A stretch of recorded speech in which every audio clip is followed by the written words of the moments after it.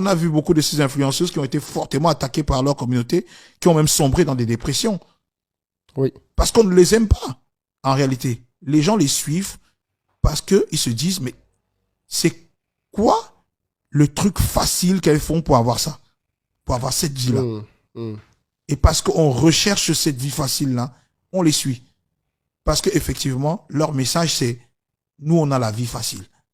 On a la vie facile. On obtient on obtient tous nos biens facilement. Les bijoux, l'argent, on bosse pas. Les voitures, on a tout ce qu'on veut. Les voyages dans le monde, on a tout ce qu'on veut facilement. Et l'être humain est comme ça, il est paresseux de nature. Parce que les gens sont paresseux de nature, ils se rapprochent d'eux tous les jours, ils les suivent. Et à un moment donné, ça devient même addictif parce que on les suit, on recherche, mais on ne trouve pas. Parce qu'en réalité, elles ne montrent jamais le côté obscur de leur business. Dans la même société dans laquelle tu vis, il y a aujourd'hui beaucoup d'influenceuses qui vivent en train de vivre. En parlant de ces gens qui sont riches, on ne sait pas d'où viennent la richesse. Justement, c'est ça dont je veux parler. On a remarqué que tu étais très véhément vis-à-vis de ces influenceuses. Pourquoi?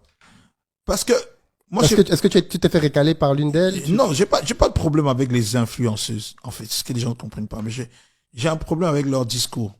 Ok. Qui sonne un peu paradoxal au discours que j'ai toujours eu, qui est celui de dire, ok, tu peux travailler dur. On doit voir ton cheminement. Ouais. Parce que ton cheminement doit servir de leçon aux autres pour qu'ils puissent trouver leur voie dans la vie. Tout à fait. Le problème justement avec ces influenceurs, c'est que leur discours en général, c'est je suis belle, je suis riche. On ne sait pas comment tu as acquis la richesse, d'où vient ta richesse, comment... Elles disent qu'elles font des business. Elles ont des instituts de beauté, des salons. Non, mais après, on n'est pas dans... Il faut savoir qu'on n'est pas des idiots, tu vois. Nous aussi, on fait du business.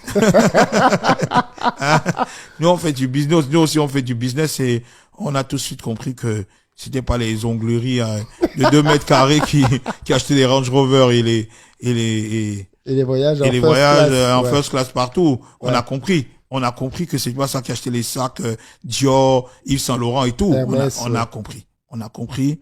Mais maintenant, moi, mon problème avec leur discours, c'est que on est dans une société qui est encore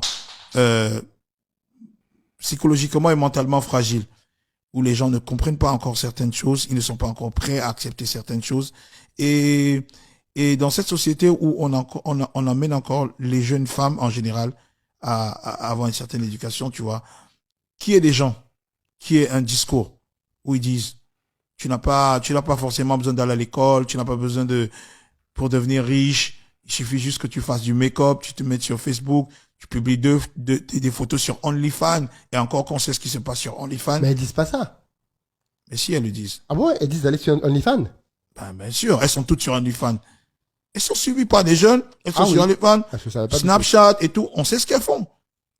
On peut pas dire. Alors, toi, tu penses que leur argent vient d'où? Alors, on n'a pas de nom de quelqu'un, donc tu peux dire d'où. Non, mais j'étais clair. Est-ce que je ne mâche pas mes mots? J'ai dit 99% des influenceuses qui ont de l'argent font de la prostitution. Non. Mais qu'est-ce que tu appelles prostitution? De la prostitution au sens premier du terme, c'est-à-dire vendre son corps contre des rémunérations de toutes parts et tout, de toute nature. Mais quand on leur pose la question, ils disent non, ils n'ont jamais fait ça. Moi, je peux comprendre qu'elles disent non, parce que la prostitution, c'est quand même... c'est sale. C'est pas que c'est sale, parce que le mot sale, il est petit. La prostitution, c'est interdit par toutes les sociétés du monde, et aussi bien les sociétés civiles que les sociétés religieuses. Donc, il faut savoir que c'est pas évident de se mettre à la télé et dire je fais de la prostitution. Donc, je peux comprendre, tu vois. Mais, leur mode de fonctionnement est la preuve. On va même plus loin que la prostitution. Parce que il y a pas longtemps, il y a une influenceuse nigériane qui est décédée, parce que des capsules de cocaïne ont explosé dans son ventre. Elle faisait la mule. Elle faisait du transport de drogue, justement, parce qu'on voit beaucoup de ces filles en première classe. C'est justement ce qu'on ne sait pas. C'est que beaucoup de ces filles font la mule.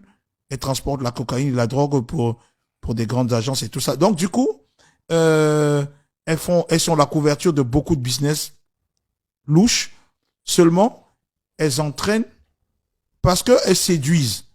Elles séduisent par leur image, elles engrainent toute une génération de femmes qui auraient pu être de grandes femmes pour nos sociétés derrière elles. Et elles se retrouvent plus tard prises au piège et ne peuvent plus faire machine arrière. Parce que dis-toi bien que quand moi je sors, je vais peut-être au studio, tout ça, ou je vais au boivement quand je suis de retour, quand je rentre, je vois beaucoup de jeunes filles qui sortent des universités, du travail, des stages. Elles sont en route. Elles attendent le taxi. Tu vois des centaines et des centaines de jeunes filles qui sont là. Qui ont des cursus scolaires, qui essaient de se construire, avoir une direction dans la vie. Et que toutes ces filles, elles ont des téléphones en main. Et sur ces téléphones, elles regardent et voient d'autres jeunes filles comme elles qui ne font rien et qui leur montrent à longueur de journée. Ouais, hier on m'a offert un sac Dior, aujourd'hui j'ai un Range Rover, machin et tout. Tu sais, à un moment donné, même si tu es très fort mentalement, il y a des chances que tu craques. Bien sûr, il y a des jours où Si tu n'es pas suivi, il y a des chances que Oui. tu craques. Parce que tu vas te demander à un moment donné, mais attends, qu'est-ce que j'ai fait à Dieu? Ouais. Est-ce que finalement je suis sur le bon chemin? Qu'est-ce que je fais à l'école? Qu'est-ce que je fais en entreprise? Pourquoi est-ce que je ne me rapproche pas de ces jeunes femmes? Parce que des fois, on voit ces filles sont suivies par des millions de personnes. On croit que c'est parce que les gens les aiment. Non. C'est pas parce que les gens les aiment. La preuve, on a vu beaucoup de ces influenceuses qui ont été fortement attaquées par leur communauté, qui ont même sombré dans des dépressions. Oui. Parce qu'on ne les aime pas, en réalité. Les gens les suivent parce qu'ils se disent, mais c'est quoi le truc facile qu'elles font pour avoir ça? Pour avoir cette vie-là. Et parce qu'on recherche cette vie facile-là, on les suit. Parce qu'effectivement, leur message, c'est nous, on a la vie facile. On a la vie facile. On obtient on obtient tous nos biens facilement. Les bijoux, l'argent, on bosse pas. Les voitures, on a tout ce qu'on veut. Les voyages dans le monde, on a tout ce qu'on veut facilement. Et l'être humain est comme ça, il est paresseux de nature. Parce que les gens sont paresseux de nature, ils se rapprochent d'eux tous les jours, ils les suivent. Et à un moment donné, ça devient même addictif parce que on les suit, on recherche, mais on ne trouve pas. Parce qu'en réalité, elles ne montrent jamais le côté obscur de leur business. Mais maintenant, on peut te dire aussi que ces femmes-là, ces influenceuses, sont en relation avec des hommes qui acceptent de jouer le jeu. C'est-à-dire, par exemple, est-ce que tu vas reprocher à une influenceuse d'être mariée à quelqu'un qui a beaucoup d'argent et de gâter sa femme? Bon, est-ce qu'elles sont mariées? C'est une question. Hein? Ça, c'est une autre question déjà. Parce que elles sont pas mariées déjà. Certaines sont mariées. Combien? Qui? Je connais pas le nombre. Bah oui, elles sont pleines, mais qui? Celles que je connais, elles sont pas mariées. Hein? Elles sont pas mariées. Et effectivement, parce que elles peuvent pas être mariées. Parce que ça tue le business. Le business dans lequel elles sont, elles peuvent pas. Parce que là, on parle d'autres choses. Il faut savoir que les gens qui les suivent, ils les suivent, comme je t'ai dit tout à l'heure, pour une raison précise. C'est parce qu'elles veulent savoir c'est quoi le truc facile qu'elles font. Oui, c'est vrai. Pour avoir ce qu'elles ont. Pour vivre comme elles vivent. Parce que la vie est difficile, en fait. Oui. La vie est tellement difficile que de voir des gens avoir tout ça aussi facilement, on se dit qu'il y a quelque chose. Ouais. On essaie de se rapprocher d'eux pour savoir. Oui. Mais seulement, elles font partie d'un système où il faut qu'elles engrainent le maximum de personnes et surtout le maximum de jeunes filles qui doivent rester dans cette démarche de rechercher la vie facile pour nourrir un business. Ouais. Aujourd'hui, elles nourrissent un business en réalité. Ou en réalité, elles ne sont même pas. Parce que quand on les regarde, on a l'impression qu'elles ont beaucoup de choses. Elles n'ont rien. Parce que les vraies personnes qui sont derrière ce business-là, ils se font beaucoup d'argent. Les vraies personnes qui sont à la tête de ces business, parce qu'elles ne sont même pas le maillon le plus important.